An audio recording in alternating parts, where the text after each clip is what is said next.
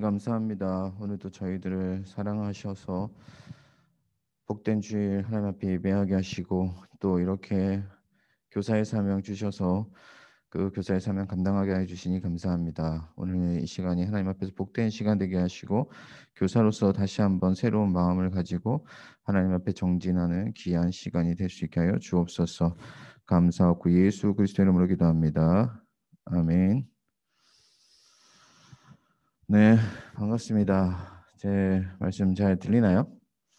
오늘은 조금 안 오신 분들이 많은 것 같은데 그래도 이렇게 참여해 주신 분들 너무 감사드리고 늦은 밤에 또 수고해 주심에 감사를 드립니다.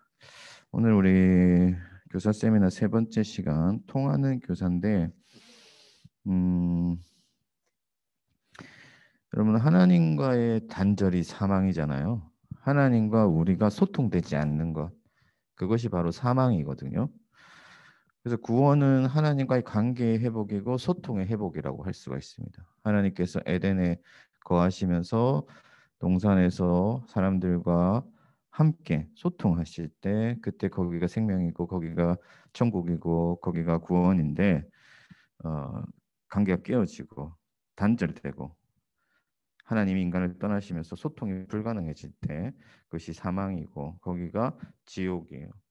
그래서 하나님께서 우리를 구원하시기 위해서 아들을 보내셔가지고 소통하게 하셨죠. 그리고 소통이 가능하게 하셨고, 그리고 실제로 성령이 오셔서 하나님과 우리가 이제 소통하는 거예요. 이게 구원입니다. 그래서 소통은 기독교에서 가장 중요한 키워드 중에 하나다. 서로 소통되지 아니하면은 교회가 아니고, 서로 소통되지 아니하면은 한 몸이 아니고, 서로 소통되지 않으면은 거기는 구원이 없다 하는 거예요.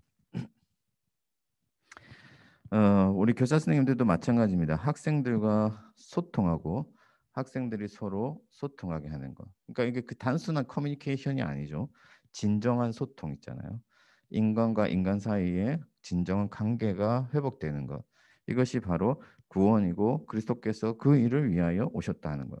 일주일에 한 번 단순히 교감하고 마주치는 거, 대화 나누는 것 가지고는 부족하죠. 예수 그리스도의 생명이 서로에게 흘러가야 되고 하나님의 진리 복음 안에서 서로가 서로를 진짜 이해하고 서로를 세워주고 그러한 어떤 소통이 일어나야 그것이 진정한 구원이라고 할 수가 있습니다. 그래서 어쩌면 이 소통은 교사 사역의 목표이자 본질이다. 그렇게 우리가 얘기를 할 수가 있겠어요. 이해가 가시죠? 자, 그만큼 소통이 중요한 거다. 만약에 지금 선생님들과 학생들이 소통되지 아니하고 있고, 그러니까 기본적인 커뮤니케이션뿐만 아니라 그 어떤 하나님 안에서 영적인 교통이 없다. 그러면 이것은 문제가 있다 하는 거예요. 그리고 학생들과 학생들 사이에 단절이 되어 있다. 이것도 문제가 있다는 거. 왜냐하면 우리 그리스도 예수의 몸이고 한 공동체이기 때문에 그렇습니다. 자, 그래서 오늘은 소통에 대해서 통하는 교사라는 주제로 여러분들과 좀 얘기를 나눠보려고 하는데 첫 번째, 진심은 통한다 이렇게 돼 있어요. 그러니까 제가 항상 강조하는 게 진심입니다. 진짜 마음이냐 하는 거예요. 특히 여러분들이 왜 교사를 하고 있는가 이게 중요해요. 왜 교사를 하는가? 도대체 왜? 여러분들 교회에서 월급 더 주는 거 아니지 않습니까? 그죠? 여러분 교사하면은 뭐 담임 목사님이 특별히 더 뭐 이렇게 챙겨주고 그런 것도 아니잖아요. 왜 교사를 하느냐 하는 거예요. 자, 여러분들 교사를 하는 그 마음이 다양할 거예요. 어떻게 시작했는지 저는 잘 모르겠습니다. 우리 부장 집사님은 청년 때부터 교사를 하셨다고 했는데, 그죠? 지금까지 하고 계신데 이유가 있었을 거예요. 그때 시작할 때는 모든 분들이 다 이유가 있었을 겁니다. 물론 어쩔 수 없는 상황이었을 수도 있어요. 그죠? 어른들이 하라고 하니까 끌려왔을 수도 있어. 그런데 어쨌든 간에 교사를 하겠다고 했을 때 그 이유는 그냥 단순히 시키니까 하는 것 아니고 훨씬 고차원적인 이유가 분명히 있단 말이에요. 조금이라도 어떤 마음이든지 간에. 그게 뭐냐면은 하나님께 충성하려고 했다든지 혹은 뭐 한 영혼을 하나님께로 이끌려고 했다든지 교회를 사랑하기 때문이라든지 내가 하나님께 헌신하고 싶었다든지 뭐 여러 가지 이유가 있었겠지만 어쨌든 그때는 하나님 앞에서의 거룩하고 순수한 동기가 있었단 말이죠. 아멘이십니까? 모두가 그런 동기를 가지고 있었어요. 세상에서는 뭐 돈을 쫓아서 시작하죠. 그죠? 나의 명예를 위해서 시작하죠.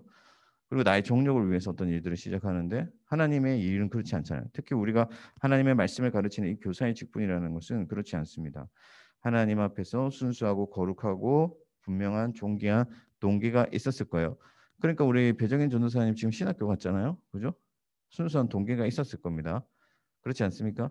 출세하려고 신학교 갔나요? 아니죠. 예. 출세하려고 하면 신학교 가면 안 됩니다. 신학교 가면 출세할 수 없어요. 큰 교회 뭐 담임 목사가 된다든지 이런 그런 뭐 비전은 없었을 거라고 생각해요. 모두가 순수한 동기로 우리가 시작을 했는데 그 순수한 동기가 퇴색되지 아니하도록 그 처음 마음으로 우리가 돌아가서 그 하나님 앞에서의 그 순수했던 동기가 학생들에게 전달돼야 된다는 거예요. 그냥 내가 체면 때문에 혹은 내가 교사 오래 했기 때문에 그래서 이 일을 하는 게 아니라 정말 하나님 앞에서 내가 받은 그 순수한 마음으로 내가 이 일을 시작했고 그래서 그 일에 충성함으로써 그 순수한 동기와 그 순수한 마음이 학생들에게 전달될 수 있어야 된다. 그렇게 할 때 학생들이 그 마음을 느끼고 알게 되고 그래서 그 마음의 문을 열게 되고 하나님께로 나오게 된다. 아멘이십니까? 지금 여러분들 한번 스스로 생각해 보세요. 나는 왜 교사를 시작했는가? 왜 교사를 시작했나? 예? 목사님이 막 하라고 막 하니까 예? 저기 그래서 시작한 거 아니잖아요. 물론 그렇게 시작했던 분들도 있다고는 들었습니다만 예전에 어떤 교회 나쁜 목사님이 막 그런 얘기 했잖아요. 11조 안 하면은 뭐 암 걸린다.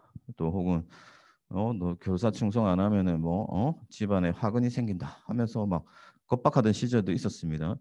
그래서 그렇게 해서 나온 사람들도 우리 중에는 없겠지만 뭐 다른 교회는 있을 수가 있어요. 그러나 그런 동기로는 절대 학생들을 변화시킬 수가 없어요. 저는 우리 모든 교사 선생님들이 그러한 이유에서 시작했다고 생각하지 않고 하나님 앞에 분명하고 순수했던 동기가 있었을 거라고 생각합니다. 하나님을 사랑한다든지 교회를 사랑한다든지 생명을 살리고 싶다든지 그 마음이 있었을 거라고 생각해요. 그 마음을 다시 회복하라는 거예요. 리마인드하고 그 마음이 전달되게 해야 돼요. 그래야 학생들이 마음의 문을 열게 된다. 자, 나는 왜 교사를 하는가? 두 번째, 여러분들은 화평케 하는 자입니다. 그렇죠? 여러분들이 교사를 하는 궁극적인 목적은 뭐냐면은 하나님을 학생들에게 보여주는 거예요. 제시하는 거예요. 제가 새벽에 기도하면서 하나님 앞에 두려워 떠는 이유는 단 하나예요. 하나님을 보여주지 못할까 봐. 내가 부족해서 내가 죄를 지어서 혹은 내가 정말 게을러서 나의 하나님을 우리 학생들에게 전하는데 실패할까 봐. 그게 두려운 거예요. 우리가 교사를 시작한 궁극적인 목표는 임마누엘입니다. 하나님이 우리와 함께 하시기 때문에 우리 학생들에게 그 하나님을 보여주고 학생들을 하나님께로 이끌어가기 위해서 모두가 기본적으로 목자 되고 또 모두가 기본적으로 제사장이 되어서 학생들과 하나님을 연결시켜 주기 위해서 이 교사를 시작했단 말이에요. 그럼 여러분들은 모두가 뭐다? 예수 그리스도의 대리자다. 우리의 참 목자이시고 우리의 대제사장이신 예수 그리스도를 대리하여서 학생들을 하나님께로 이끌어주고 하나님을 학생들에게 보여주는 그 일을 위하여서 우리가 교사를 시작했는데 얼마나 위대한 일입니까? 하나님이 없는 곳에는 사망이고 하나님이 없으면 저들은 구원받을 수 없고 생명이 없고 이 땅에서 이리저리 방황하다가 늪에 빠져서 고통받다가 영원한 지옥 형벌 받을 수밖에 없는데 하나님을 우리가 보여주는 위대한 임무를 맡아서 그 일로 나왔단 말이에요. 그러면 그 마음으로 하나님을 보여주고자 하는 그 마음으로 계속해서 이 일을 매진할 때 그 진심이 학생들에게 닿으면 그들이 하나님을 만나게 되고 그러면 그곳에 구원이 임할 줄 믿습니다. 할렐루야. 진심은 통한다. 두 번째 스승인가 일인가 이렇게 돼 있는데 무슨 말이냐면요. 교사를 기능적인 측면에서 내가 일을 한다 생각하면 안 돼요. 회계 선생님이든 무슨 선생님이든지 상관없어요. 중요한 것은 뭐냐면 여러분들이 스승이라. 스승은 뭐예요? 제자들을 길러내는 사람이죠. 그죠? 그냥 내가 딜리버리 하는 사람 아니잖아요. 정보를 전달하거나 뭔가 뭐 예배 참석하라고 카톡 보내는 사람 아니잖아요. 여러분들 그런 사람입니까? 아니란 말이에요. 제가 전에도 한번 얘기한 적 있지만은 저희 소희가 초등학교 2학년 때 대구로 전학을 하는데요. 제가 이제 마지막 시간이니까 가방하고 짐하고 이런 게 많으니까 데리러 갔어요. 그래서 선생님이 똑똑똑 했는데 선생님이 나오시면서 뭐라고 했냐? 저를 보더니 누구세요? 아, 제가 소희 아빠입니다. 했더니 아, 맞다. 오늘 소희가 전학까지 이러시더라고. 자기가 그래도 1년 동안 가르쳤는데 마지막 시간이잖아요. 마지막 시간. 제자가 떠나는 시간이잖아요. 사명이 사라진 시대. 교사는 없고 직업만 남았다. 여러분 말씀 전하고 신방한다고 다 교사가 아닙니다. 바울은 일만 교사가 있으나 아비는 적다 이렇게 얘기를 했습니다. 그냥 직함을 달았다고 다 되는 게 아니에요. 아버지의 마음을 품어야 된다. 예, 어머니의 마음을 품어야 된다는 거예요. 그러면요, 여러분 내 자식을 위해서 내가 울듯이 내 학생들을 위해서 울면 진짜 스승이 되는 거예요.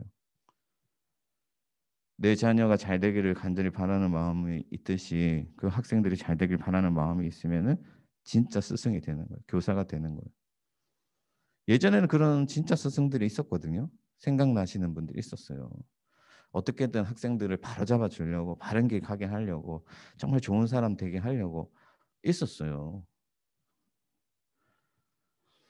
그래서 여러분 가슴으로 낳은 내 아이가 되기까지 아버지의 심정으로 그 출산의 해산의 고통을 감당하는 그런 교사가 되실 수 있기를 바랍니다.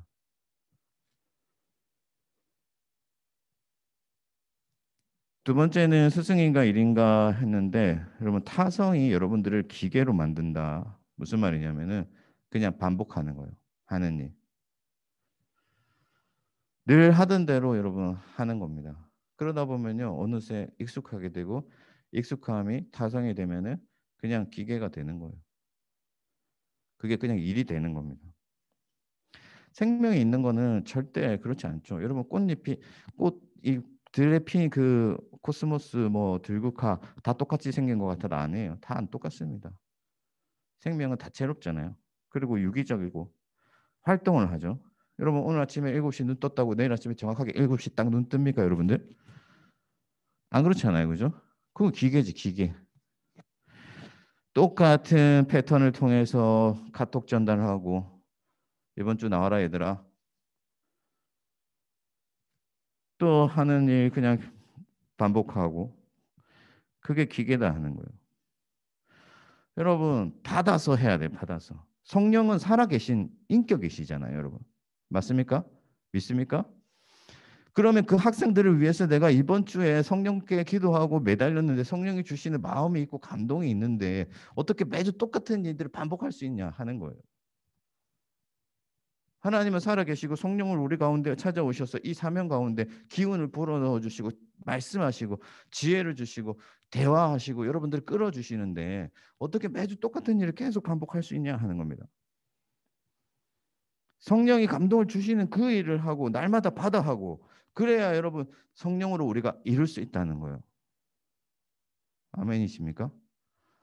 예전에 제가 대학원 다닐 때 교수님이 그런 말씀하시더라고요. 어린이 주일이었잖아요. 오늘 어린이 주일 있잖아요. 뭐 어린이 주일 지키지 마라, 지켜라 뭐 이런 그런 뭐 여러 가지 논쟁이 있지만 그것과 상관없이 그 교수님이 그런 말을 하는 거예요. 어린이 주일 매주 설교할 수 있어요. 매년 어린이 주일 설교할 수 있어요. 근데 어느 날 한 번쯤은 성령께서 강하게 불어넣어 주시는 말씀이 있지 않겠냐.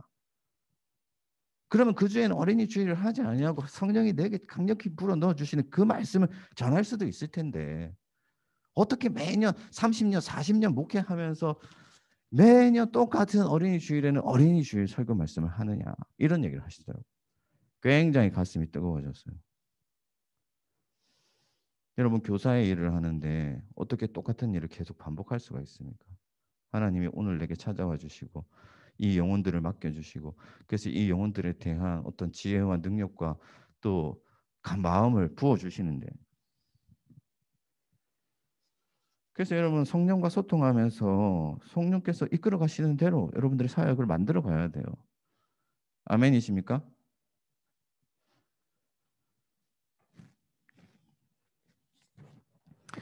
세 번째 여러분들 그 진심은 통한다. 세 번째 어디까지 해봤니인데 자 어디까지 해봤니? 제가 이거 굉장히 자주 사용하는 말인데 우리 청년들에게도 리더들에게도 어디까지 해봤니? 자주 사용하는 말인데 우선 하나님에 대하여 여러분 어디까지 해보셨습니까? 하나님은 속지 않습니다, 여러분. 아무리 여러분들이 우리 학생들 하나님 만나게 해주세요 기도하고 또 여러분들이 그 기도 제목 써내고 또 예배하고 해도 하나님은 속지 않아요. 하나님께 진심을 드러내야 됩니다.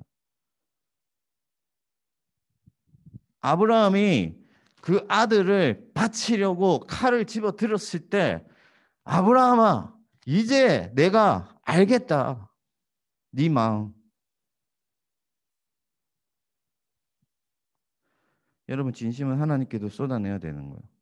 한나가 아이가 없어서요. 하나님께 마음을 통했다 이렇게 되어 있는데 통했다라는 단어를 번역되어 있는데 이 단어를 원문에 보면요. 물이 엎어질 때 여러분 물컵이 있잖아요. 탁 치면 엎어지죠. 물이 확 쏟아지죠. 그 단어예요. 쏟아지다. 하나님께 자기의 진심을 쏟아내는 거예요. 하나님 제가 이렇게 갈급합니다. 그러면서 뭐라고 합니까? 내가 아들을 하나님께 드리겠습니다. 여러분 아들 드린다는 결단이 쉬운 거 아니잖아요. 아브라함도 하나님께 아들 드리겠다고 했는데 그러니까 하나님께서 한나를 기억하시는 거예요. 여러분 아무리 학생들을 만나 주시고 하나님 학생들 구원해 주시고 오늘 우리 반 학생들 예배 다 잘 드리게 해주세요. 그렇게 해도 하나님은 속지를 않으신다. 하나님은 진심을 나타내기를 원하신다는 거예요. 제가 언젠가 교회 제가 얘기를 한 적이 있는 것 같은데 초등부 사역할 때 제 목표가 뭐였냐면은 한 명도 실족해하지 말자였어요. 어려운 일이죠. 여러분들 쉽지 않습니다. 그래서 초등학교 5학년 여학생 3명을 받았는데 한 명이 안 나오는 거예요. 와, 그 아이를 위해서 제가 진짜 5만 가지를 다 해봤습니다. 제가 생전 우리 집사람한테도 쓰지 않던 손편지도 쓰고 네, 선생님 진짜 너 보고 싶다 이러면서 친구한테 통해서 반에 전달하고 학교 앞에 기다렸다가 선물도 주고 별걸 다 해봤습니다. 안 와요. 그래서 하나님께 마음이 갈급하니까 결단했어요. 하나님 제가 이번 일주일 무조건 이 아이를 위해서 1시간씩 새벽마다 기도하겠습니다. 그래서 새벽 기도 마치고 그 아이 하나 놓고 제가 1시간씩 기도하는 거예요. 일주일 동안. 진짜 울면서 하나님 이 친구 살려달라고 보내달라고 1시간씩 기도한 거예요. 그리고 그 일주일이 딱 지나고요. 거짓말 안 아니고 진짜 그 주에 그 학생이 교회를 왔어요. 하나님 보내주신 거예요. 그 친구야 왜 안 하니 그동안 왜 못 왔니 하니까 뭐라고 하냐면은 아버지가 돌아가신 거예요. 뭐 고등학생이나 중학생 됐으면 저한테 그런 얘기를 했겠지만 초등학생이 뭘 알겠어요. 초등학교 5학년. 엄마가 맨날 집에서 울고 하니까 엄마 혼자 두고 못 오는 불신 가정인데 엄마 혼자 두고 못 오는 거야. 그럼 어떻게 이번 주에 왔니 하니까 이번 주부터는 매주 주일마다 엄마 친구가 우울해 하니까 엄마 친구가 매주 같이 시간을 보내주기로 했다는 거예요. 그래서 자기가 올 수 있었대.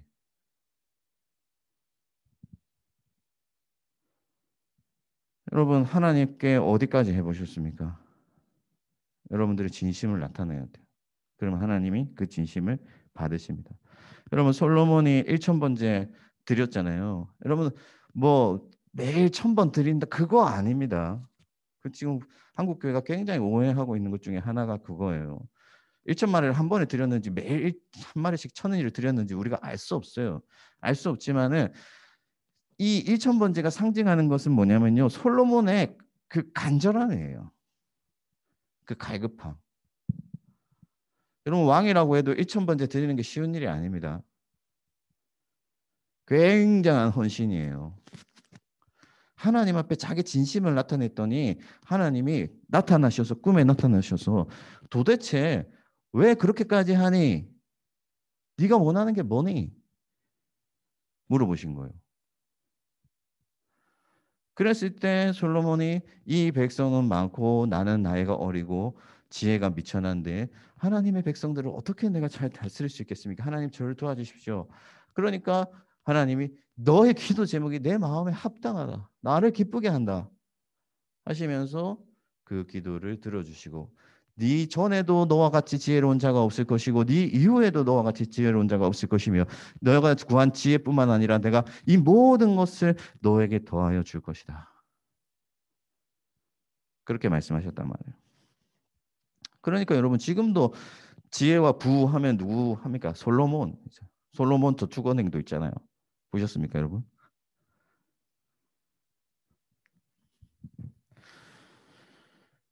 자, 그래서 어쨌든 하나님께 여러분들이 진심을 드러내야 된다.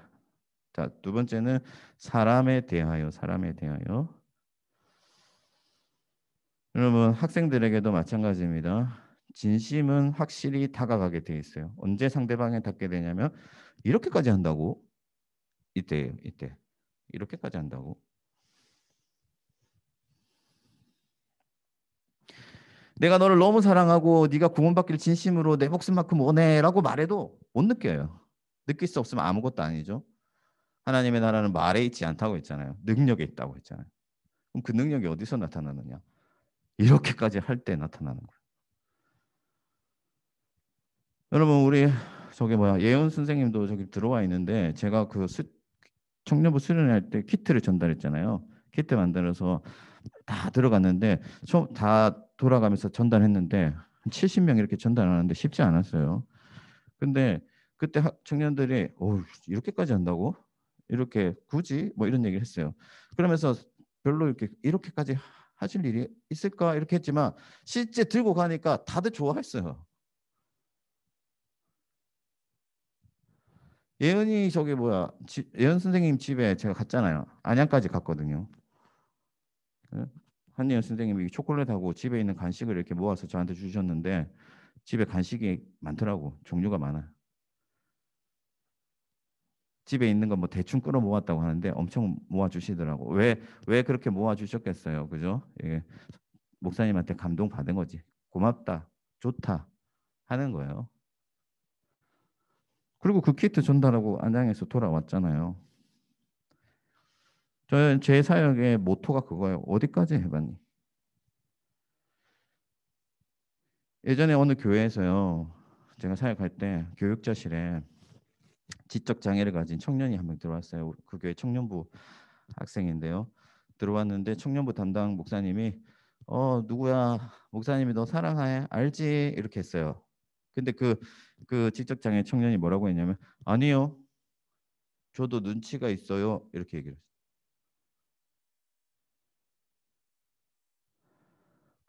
그 교육자들이 다 있었는데 모두 싸늘해졌어요. 순간.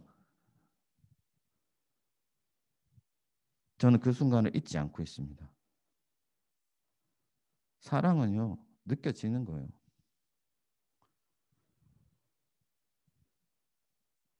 여러분들의 진심은 상대방에게 통하게 돼 있습니다. 여러분들 한 영혼을 구원하기 위해서 어디까지 해보셨습니까? 그 영혼에 대한 갈급함으로 어디까지 해보셨어요? 무슨 일까지 해봤습니까? 학생들이 여러분들의 그 관심과 사랑 가운데서 우리 선생님 나한테 이렇게까지 하시나? 그러면은 여러분들을 신뢰하고 여러분들에게 마음을 열고 여러분들을 따르게 되어 있습니다.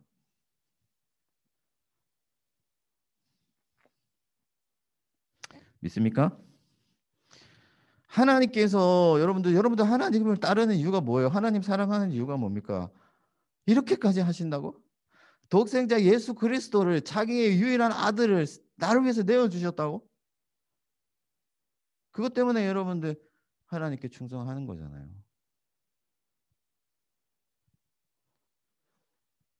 여러분 큰 타이틀 상대방의 언어로 사랑하라. 그래서 중요한 거는 여러분들 진심이고 진심은 통하게 되어 있다. 그거고요. 자, 두 번째 큰 타이틀은 상대방의 언어로 사랑하라 하는 겁니다. 첫 번째가 공감하기. 여러분들 상대방의 언어로 사랑하라 이런 말 많이 들어봤죠? 부부 사이에도 마찬가지입니다. 부부도요, 여러분 상대방의 언어로 사랑을 해야 됩니다. 제가 예전에 그 이벤트 실패한 적이 있는데 저는 원래 이벤트 가이예요. 집사람 집사람이 TV를 보다가 그 마사지 하는 여자들이 막 부잣집 아줌마들이 이제 막 청담동 이런 데서 막 마사지 받잖아요. 근데 이제 그걸 보고 있다가 나는 언제 저런 거 한번 해보나 이러더라고요. 그래가지고 그때 진짜 없는 돈에 예? 10,000원, 20,000원 모아가지고 제가 거금을 들여가지고 그때 당시 15만 원이었어요. 굉장하죠. 예? 그때 제가 150만 원 월 150만 원 받을 때 시절인데 아내가 고생하니까 가서 내가 그걸 끊어준 거예요. 끊어놓고 거기에 꽃도 갖다 놓고 케이크도 갖다 놨어요. 그, 그 마사지 하는 데다가. 그래가지고 이제 그 당일 아침에 이제 모르는 척했지. 생일도 아닌 척했어요. 생일 잊어버린 척했어 나. 막 놀래키려고. 아 근데 별걸 다 했어요. 근데 막상 딱 예약 시간 다 돼가지고 나 여기 예약했으니까 갔다 와라 이렇게 하니까 엄청 짜증을 내면서 화를 막 내는 거예요. 뭐냐 상대방의 언어로 사랑하지 못한 거지. 내가 늘 바쁘고 그러니까 생일 때만큼이라도 둘이서 시간 보내고 같이 이렇게 하고 싶었는데 또 돈도 없잖아요. 돈도 없으니까 그 돈이 아까운데 막 짜증이 난 거죠. 그래서 서로 막 이래가지고 그 뒤로는 제가 야 이거 진짜 이벤트도 상대방이 원하는 걸 해줘야지 그런 생각을 했거든요. 그래서 어쨌든 상대방의 언어로 사랑을 해야 진짜 그게 사랑이다. 자, 여러분 사랑은 상대방 중심입니다. 나 중심은 사랑이 아니에요. 따라서 상대를 느끼는 거 굉장히 중요합니다. 상대의 마음을 헤아리고 상대의 마음을 공감하고 하는 거 중요해요. 물론 공감한다고 해서 무조건 인정해 주는 거 아닙니다. 무조건 그냥 그게 잘하는 거라고 말해주는 게 아니에요. 그렇지만 어쨌든 그 학생이 왜 그러는지 왜 그런 일을 하게 되는지 그걸 왜 좋아하는지 이런 것들을 공감할 수 있어야 돼요. 거기서부터 뭐 어떤 소통이 일어나는 거예요. 상대방을 공감하지 못하면 절대 사람의 마음을 얻을 수가 없습니다. 제가 그 결혼을 하고 나서요. 결혼을 하고 나면 처음에 많이 싸우잖아요. 우리 전도사님은 안 싸우십니까? 워낙 착하시니까 또 싸울 일이 없을지도 모르겠는데 저는 결혼 초에는 많이 싸웠어요. 근데 한 번은 때문에 싸웠냐면은 그 아내가 쓰는 볼펜을 제가 쓰다가 들고 나갔어요. 그리고 사무실에 갖다 놓고 안 가지고 왔어요. 근데 그걸 가지고 저한테 막 엄청 뭐라고 하는 거예요. 근데 그 볼펜 저는 그거 아무것도 아닌데 그걸 왜 나한테 그걸 가지고 바쁜 남편을 이렇게 밖에서 일하고 들어온 남편한테 바가지를 긁냐 이제 이런 생각을 했는데 그리고 싸우고 나서 다음 날 마음 불편하잖아요. 그래서 새벽에 기도하는데 하나님이 그런 마음을 주시는 거예요. 아내가 왜 그렇게 화를 냈는지 생각해봐라. 그래서 제가 생각을 해봤어요. 계속 생각을 해보니까 아내가 딸이 5이거든요. 딸이 5이에요. 딸이 5이니까 넷째예요. 그러니까 딸 5을 복잡거리면서 자기 물건인데 언니들 동생들이 자꾸 갖다 쓰고 안 갖다 주고 하는 데 대한 어떤 스트레스, 트라우마가 있는 거죠. 아, 이해하게 됐어요. 아내를. 그래서 제가 집에 들어가면서 숟가락을 다른 걸 하나하나 샀어요. 그래가지고 내가 사과하는 마음으로 이거는 자기 숟가락, 이건 내 숟가락. 앞으로는 서로를 존중해 줍시다. 이제 이렇게 했어요. 아내가 굉장히 고마워하더라고. 그래서 여러분 상대방을 이해하고 배려하면서 상대방의 생각을 읽으면서 마음을 공감하면서 거기서부터 소통이 이루어진다. 여러분 학생이 중요하게 생각하는 거 내가 나의 관점에서 나의 시각에서 볼 때 별거 아니에요. 아, 저건 뭐 그렇게 중요한 거 아닌데 아니에요. 중요합니다. 학생들이 관심 있게 보는 거 그냥 헛되게 보이는 거 다 바람같이 사라지는 거다. 아니에요. 충분히 가치 있어요. 관심 가질 만한 겁니다. 상대방의 입장에서 학생들의 입장에서 여러분들이 생각을 해야 돼요. 여러분 예수님도 우리를 공감해 주셨습니다. 우리 곁으로 오셔서 우리의 삶을 채울해 주셨어요. 우리의 모든 아픔을 같이 겪으셨습니다. 오직 공감하는 가운데서 소통할 때 기본적으로 여러분들이 가진 그 진리가 온전히 전달될 수 있을 줄 믿습니다. 두 번째는 강요하지 않기입니다. 강요하지 않기. 예. 상대방의 언어로 소통할 때 기본이 뭐냐면요. 기본이 뭐냐면 내가 좋다고 해서 그것을 강요해서는 안 된다. 제가 아들이 하나 있습니다. 최하준이라고. 예, 아들을 놓고 기도 많이 하게 됩니다. 딸들은 사실 뭐 그렇게 걱정이 안 되는데 왠지 아들은 걱정이 됩니다. 그래서 기도를 많이 하는데 집에 딱 들어가면요. 숙제를 해야 되잖아요. 근데 엄마가 최하준 숙제 좀 해. 너 그렇게 자꾸 놀 거야? 이러죠. 그러면요. 볼펜 탁 던지고요. 문 딱 닫고 들어갑니다. 그러면 제가 방에 들어가가지고요.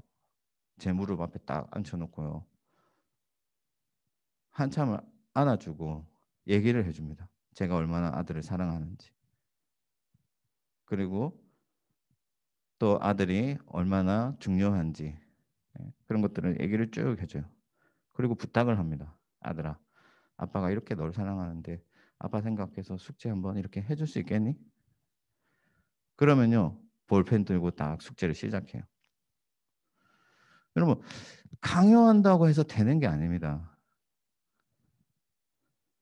이거 내가 좋으니까 무조건 해. 아니에요.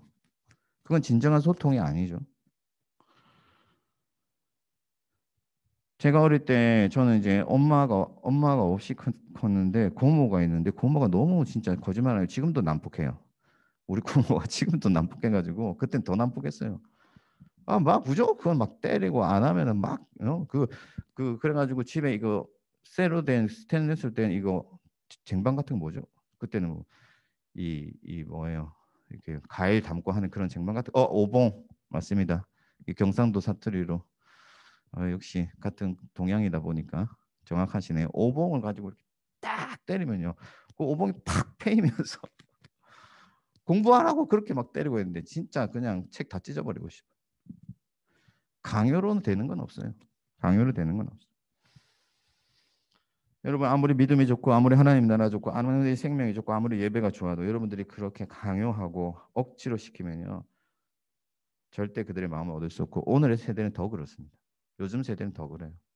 요즘 세대는요. 여러분도 아시지 않습니까? 자기 인생 자기가 개척해야 된다고 가르치고 자기 인생의 주인은 자기라고 주체가 자기라고 가르치고 예전과 같지 않아요. 예전처럼 막 뭔가 주입되는 그런 시기가 아닙니다. 이해해야만 움직이는 그런 세대예요.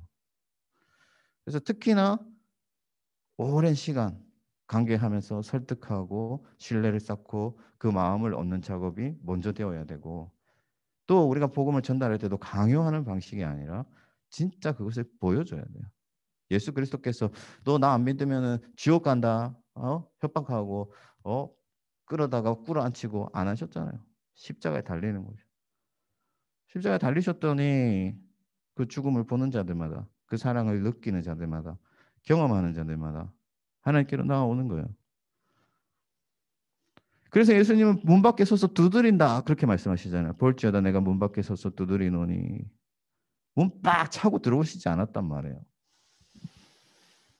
그래서 여러분들 진심으로 설득하고 확신을 느끼도록 여러분들이 실제 그리스도의 십자가를 보여주는 것이 굉장히 중요하다. 그리고 세 번째 들릴 때까지 말해라 하는 건데 몇 번 말한다고 해서 듣지 않는다고 여러분들 포기하지 마십시오. 정말 진심이라고 한다면은 끝내 통하게 되어 있습니다.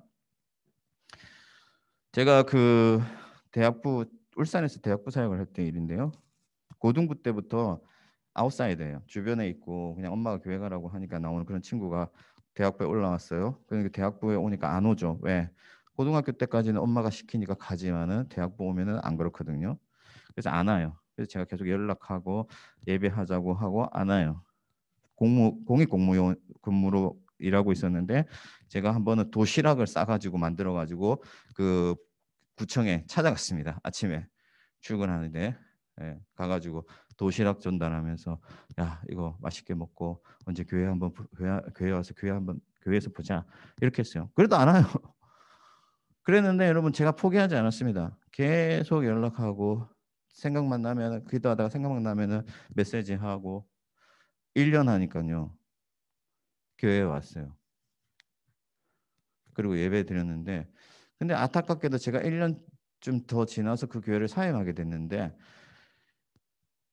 사임하고 나서 한 1년 있다가 그 어머니에게 전화가 온 거예요. 전화가 와가지고 목사님 우리 아들이 다시 교회를 안 가요. 걱정입니다.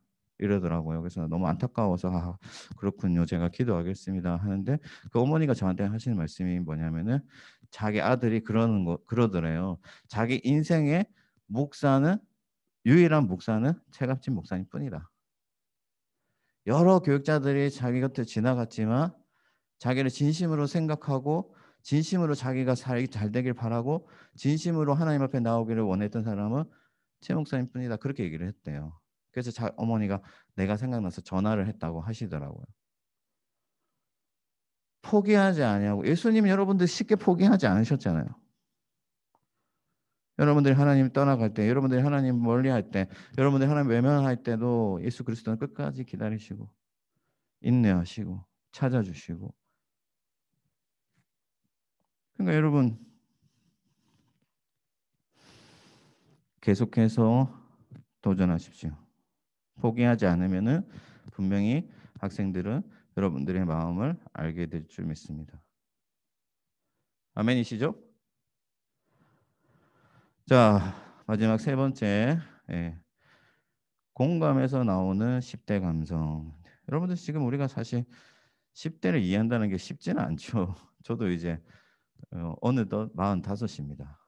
우리 백운기 선생님하고 감민석 집사님 빼면은 뭐 저 위에는 거의 아니 또 있으신가? 아 정원주 집사님 뭐 나이 많은 게 그것도 그건 아니지만 그래도 정원주 집사님과 또 몇 분 계시네. 유승자 집사님도 계시고 어쨌든 그래도 저도 이제 좀 10대를 이해하기에는 좀 버거운 나이가 되어 가는 것 같아요. 점점. 그런데 여러분 10대의 감성을 우리가 가져야 돼요. 유지해야 됩니다. 예수님께서 인성을 취하신 것처럼 우리가 10대의 감성을 가지고 와야 돼요. 우리는 전혀 다른 문화와 다른 시대의 사람들을 지금 마주하고 있습니다. 무슨 말이냐면은 여러분들이 같은 공간에 살고 같은 한국에 있고 같은 그 뭐예요 사회 속에 뭐 대통령도 같고 뭐 다 같지만 같은 세상을 살고 있다고 생각하지 말아야 돼요. 전혀 다른 세상 속에서 살고 있습니다. 여러분들이 다 안다고 생각하지 마세요. 여러분들 지나온 길이다. 나도 다 경험했다. 아닙니다. 여러분들이 지나간 길 아니고 다른 길 가고 있어요. 다른 길 가고 있다고. 그렇다면 지금 여러분 학생들은 어느 세상에서 살고 있습니까? 이 세대를 아우르는 정의가 뭐냐면 급식 세대입니다. 급식 세대. 여러분들 중에 급식 세대 손 우리 예은이 선생님 정도 될 것 같은데 아무도 없죠? 우리는 다 도시락 세대입니다. 도시락 세대. 예, 밥 밑에 계란 후라이 깔아주던 그런 시절입니다. 어머니가 계란 후라이 뺏기지 말라고 예, 이 도시락 밑에다가 밥 밑에다가 계란을 깔아주던 그런 세대입니다. 그래서 완전 다른 세대예요. 여러분 10년이면 강산 변한다는 말이 있죠. 실제입니다. 세상이 바뀌었기 때문에 우리는 이제 그 세상을 배워야 돼요. 그 세대를 익혀야 됩니다. 그래야 그 감성을 유지할 수가 있어요. 미국 코미디 영화 같은 거 보면요. 우리는 안 웃긴데 그 코미디 요소들이 있는데 미국 사람들은 자지러지는 게 있습니다. 문화가 다르거든요. 코드가 달라요. 그런 것처럼 그 10대에 우리가 미국 사람들하고 다른 것처럼 10대와 우리가 다른 거예요. 다른 세상이 있는 거예요. 그래서 마윈이라는 사람이 영어를 배우는 이유는 내가 커뮤니케이션을 하고자 하는 게 아니라 미국 사람들의 문화를 이해하기 위함이다. 이렇게 얘기를 했어요. 그래서 우리가 10대의 언어를 배운다는 거, 10대들의 언어로 소통한다는 거는 그들의 문화를 이해하고 그들과 함께 공감하는 거예요. 언어는 단지 전달의 수단이 아닙니다. 그래서 여러분들 그들의 언어를 배우고 코드를 이해하고 습득해서 그들만의 코드로 소통하게 할 때 학생들이 더 친숙하게 느끼고 더 잘 선생님들을 받아들이게 된다. 저는 목사지만 여러분 저도 BY 뭐 이런 거 듣습니다. 제가 부천에 그 청년들 가르칠 때 그 부천에 청년 한 명이 힙합 하는 청년이 있었거든요. 그래가지고 그 곡을 이제 비트를 작곡하고 하는 친구예요. 그래서 이제 앨범을 줬는데 그 앨범을 들었는데 처음에는 이게 뭔 말일까 모르겠더라고요. 근데 계속 이제 듣는 거죠. 그 친구가 그 일을 하니까. 예. 그래서 그렇게 하다 보니까 아 10대들이 이 20대들이 뭘 고민하고 또 20대들이 어떤 생각을 하면서 사는지를 이해하게 되더라고요. 그래서 여러분들 뭐 비와의 노래를 듣고 다니라 그런 게 아닙니다. 대신에 그들의 세대를 이해하고 배우려고 노력을 해야 된다.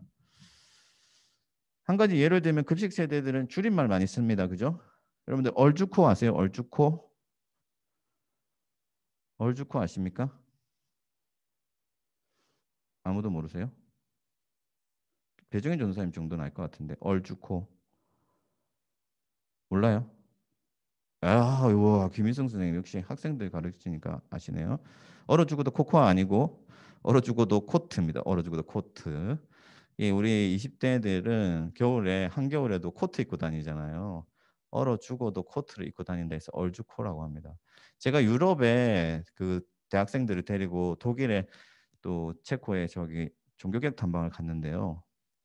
진짜 추웠어요. 정말로 겨울에 가가지고 좀 돈 좀 아끼려고 겨울에 갔다가 개고생했습니다. 근데 너무 추웠는데 다 코트 입고 나왔어요. 다 코트 입고. 근데 그 독일 거리에 코트 입은 사람 우리밖에 없어요. 얼어 죽어도 멋이지 우리는. 그죠? 코트 입고. 네. 그걸 얼주코라고 합니다. 그래서 이런 어떤 그 10대들의 감성이 있는 거예요. 얼주코를 알면은 10대들은 겨울에 코트를 좋아하는구나. 이런 것들을 우리가 알게 되죠. 그럼 여러분 에바라는 말 들어보셨습니까? 야, 에바다. 저도 가끔씩 씁니다. 이제 청년들한테. 야, 그거 에바지. 이렇게 합니다. 예. 그 무슨 말일까요? 에바지. 무슨 말일까요? 예, 그거는 여러분 그 오버 있죠. 오버한다. 예, 오버한다 이거를 애들이 막 오버 하다 보니까 에바 이렇게 예, 되는 에바. 그거는 오바다. 아, 그건 아니다. 이런 뜻이에요. 그래서 진짜 그렇죠. 전도사님 말처럼 말도 안 된다. 이런 의미입니다. 에바다. 이렇게 얘기를 하죠. 아, 너 진짜 에바다. 사람한테 에바다 하면은 그 너는 진짜 말이 안 되는 인간이다. 이렇게 얘기해요. 자, 그래서 이런 10대들의 어떤 코드들이 있어요. 근데 그런 단어들을 여러분들이 캐치하고 알고 배우고 그래서 그들과 소통할 때 그런 단어들을 던지고 그러면서 그들의 문화를 이해하고 접근하면요. 훨씬 친숙하게 다가옵니다.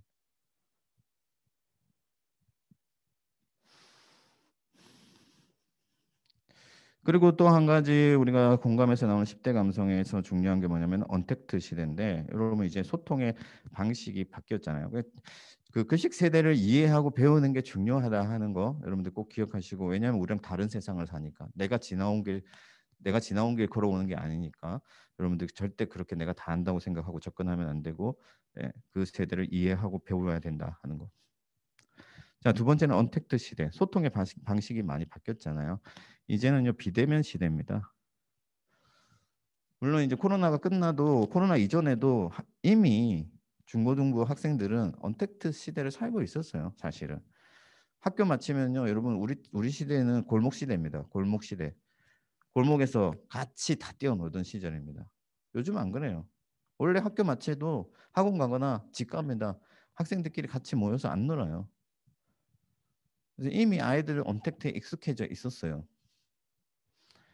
그래서 어떤 언택트 소통 방식, SNS라든지 어떤 카카오톡이라든지 여러 가지 어떤 언택트를 기반으로 하는 소통 방식에 여러분들이 좀 익숙해져야 된다는 거예요. 이제는.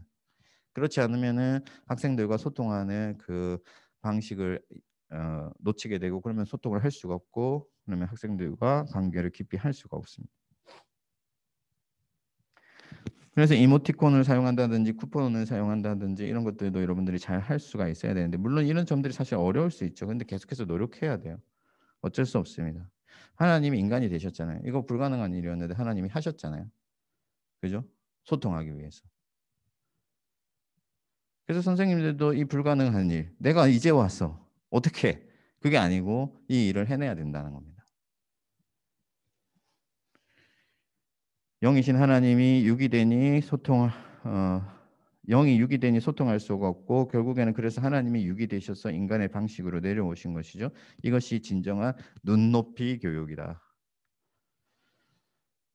자, 그래서 언택트 시대라고 해서 여러분 꼭 단점만 있는 게 아닙니다. 장점도 있습니다. 언제 어느 때든 소통이 가능합니다.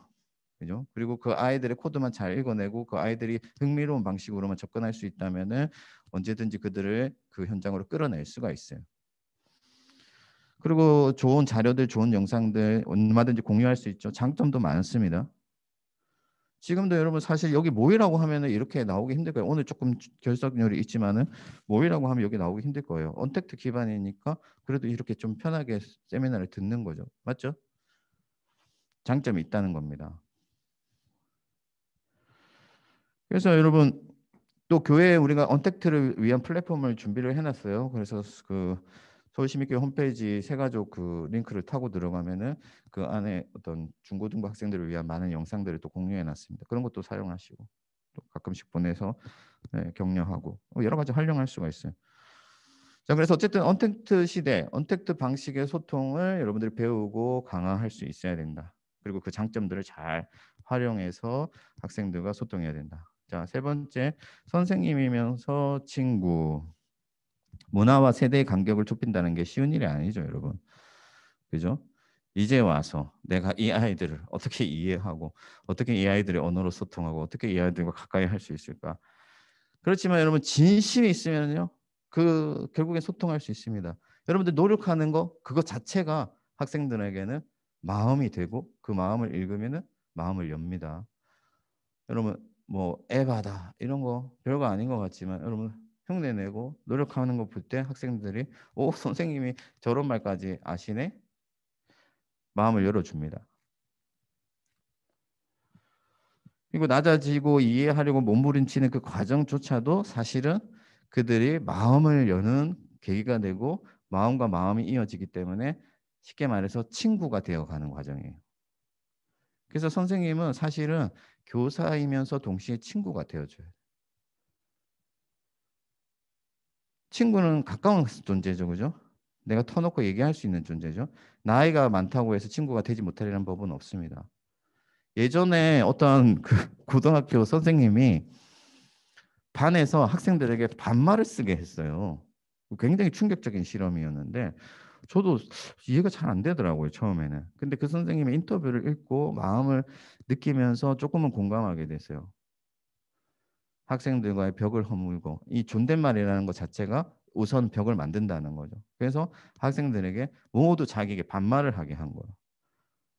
그래서 학생들과 가까워지기를 원했던 거죠, 선생님이. 그렇게 하고 나니까 생전 말을 입을 열지 않던 친구들도 자기에게 말을 걸어주고 자기의 속마음을 얘기하고 그렇게 되더래요.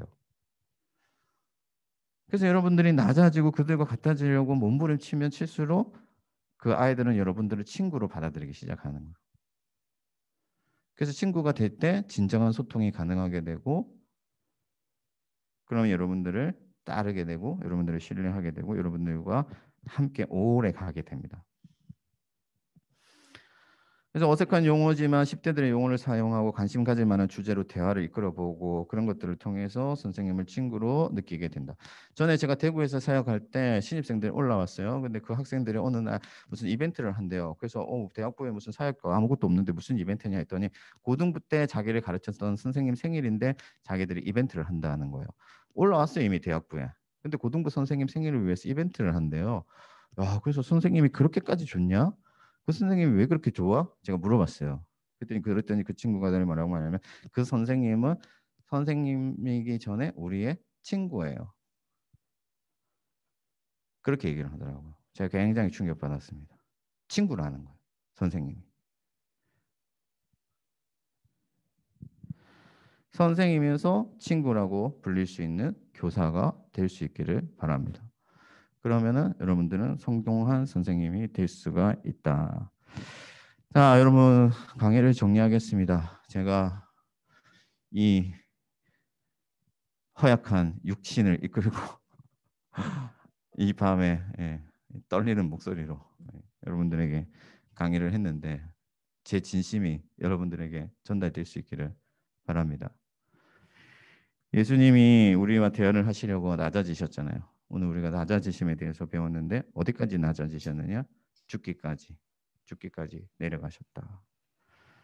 여러분 여러분들은 어떻습니까? 얼마나 그들과 소통하기 위해서 어디까지 하실 수가 있습니까? 어떤 노력을 해보셨습니까?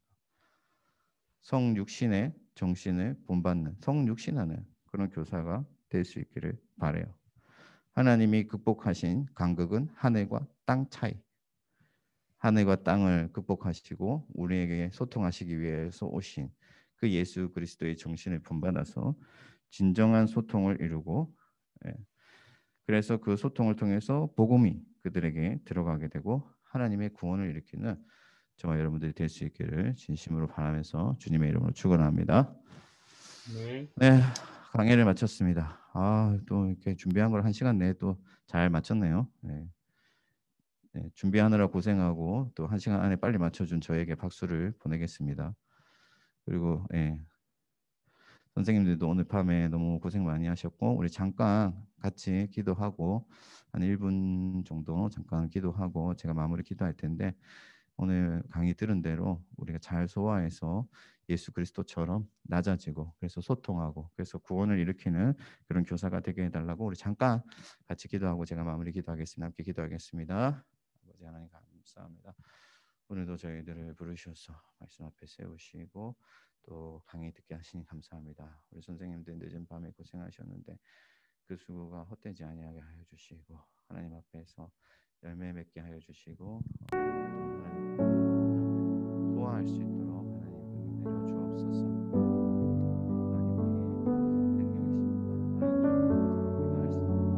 하나님 우리 곁에 오셔야 되고 또 하나님이 우리와 함께 하셔야 되는 중에서 하나님 역사하여 주시고 주시는 지혜와 능력으로 우리가 이 겸손의 사명을 잘 감당할 수 있게 하여 주옵소서. 우리 선생님들 힘을 주시고 또 함을 주시고 또 일으켜 주셔서 하나님의 나라가 하나님 그들 가운데 임하여 주시옵소서. 또 하나님 선생님들 하나님 앞으로 교사의 사명 감당할 때 정말 좋은 친구로서 소통하는 그런 교사가 될 수 있도록 주님 은혜 내려 주시옵소서.